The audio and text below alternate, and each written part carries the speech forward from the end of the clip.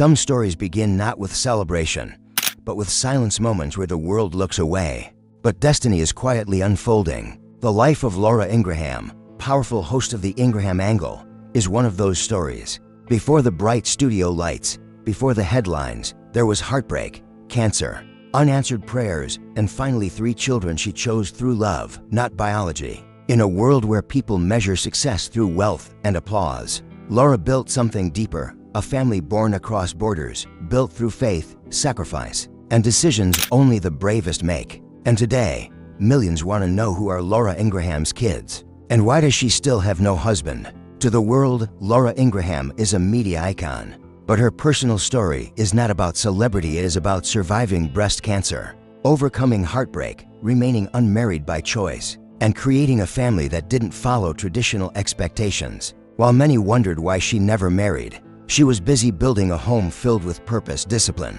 and faith. Her journey into motherhood began not in the United States, but deep in Guatemala, inside a small, quiet orphanage. There she met a little girl whose life had already been marked by tragedy. In 2008, Laura Ingraham traveled to Guatemala, and the moment she arrived at the orphanage, her life changed forever. Standing in the doorway was a 3-year-old girl clutching a plastic bag, containing all her belongings, proof of a childhood spent with loss instead of stability. Her name was Maria Caroline. Laura would later describe the moment as the most extraordinary few days of my life, the best thing I have ever done. She brought Maria home to the United States. The little girl began learning English, while Laura Ingraham began learning Spanish so she could communicate with her daughter. Their lives blended, not because they shared DNA, but because they shared determination. Maria flourished. She grew into a young woman who believed in compassion, community, and helping others. She excelled in school, became involved in cheerleading and gymnastics programs for younger children, and developed a heart for service. By 2025, Maria was attending Texas A&M University, majoring in nursing, a career that matched the empathy she had carried since childhood. Laura often celebrated her daughter publicly, noting her achievements, her graduation, and the pride of watching her grow into someone independent and grounded. Maria's story became a testament to a truth Laura believed deeply. Family is not just biology. It is commitment, faith, and love. But Maria was only the beginning. In the late 2000s, Laura Ingraham sought to adopt again, this time from Russia. Yet the timing was difficult. Russia and the United States were experiencing diplomatic tension, and adoption policies were becoming entangled in political conflict. In a Russian orphanage was a 13-month-old boy named Michael Dmitry. Laura began the adoption process, but she encountered political red tape, delays, international disputes, long waiting periods. She spoke openly about her frustration, saying children should not become hostages of political disagreements. In her words, adoption must be about the children. They should never be bargaining chips. After months of uncertainty, the approval finally came. Laura Ingraham flew to Russia, met Michael, and instantly felt a bond. She brought him home, and he soon became the energetic spark of the household. Michael grew into a vibrant, athletic young man who loved basketball and soccer.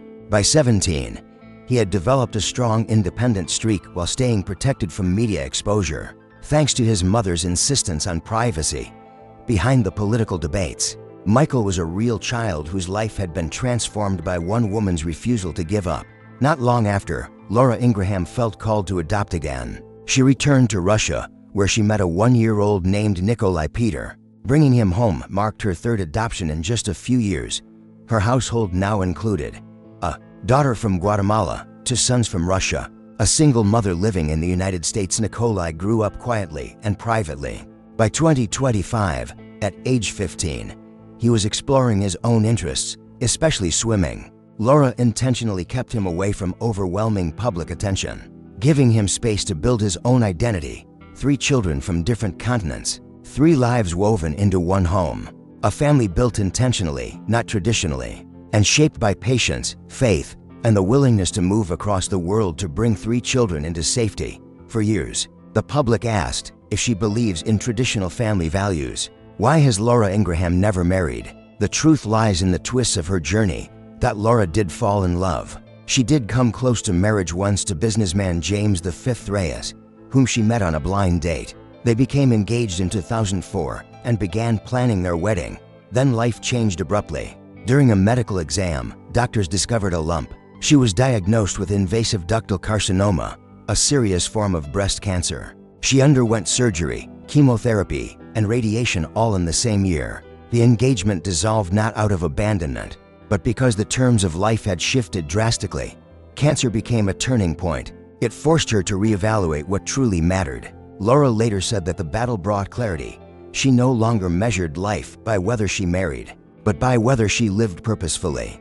There were other rumored relationships, two men such as Keith Olbermann and Senator Robert Torricelli. But as the years passed, Laura increasingly turned her focus toward motherhood and away from the traditional expectation of marrying before starting a family. She came to believe that family was not defined by a wedding, but by the character and bonds shared between people.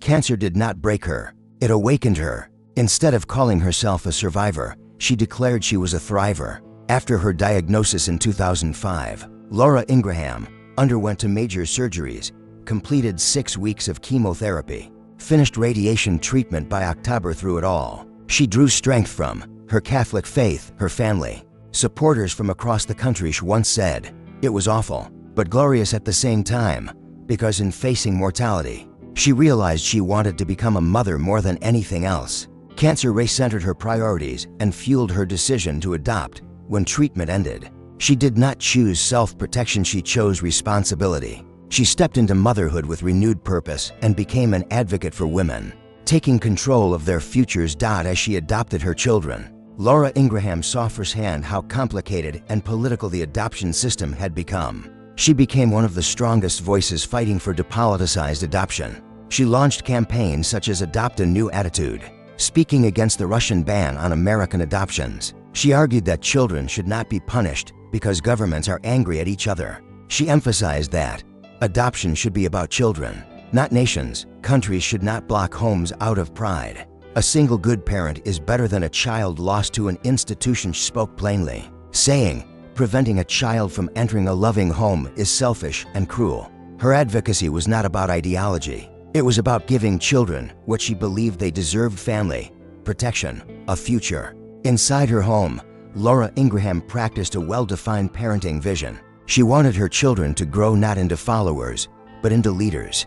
Her parenting was built on strict structure, personal responsibility, moral integrity, faith, critical thinking. Her belief was that success comes not from being controlled, but from understanding why responsibility matters. She encouraged her children to question the world, to analyze life, and to stand ethically even if people disagreed with them. Her Catholic faith played a powerful role. She prayed with her children, encouraged gratitude, and taught lessons from faith not as rules, but as tools for character and identity. She also helped her children maintain their cultural connections, acknowledging that their roots were not erased simply because they joined her family. While creating a loving home, Laura Ingraham was also building one of the strongest careers in American conservative media. Her path included serving as a speechwriter for President Ronald Reagan, clerking at the U.S. Supreme Court, hosting the Laura Ingraham Show on radio, becoming a prominent contributor on Fox News, launching the Ingraham Angle in 2017.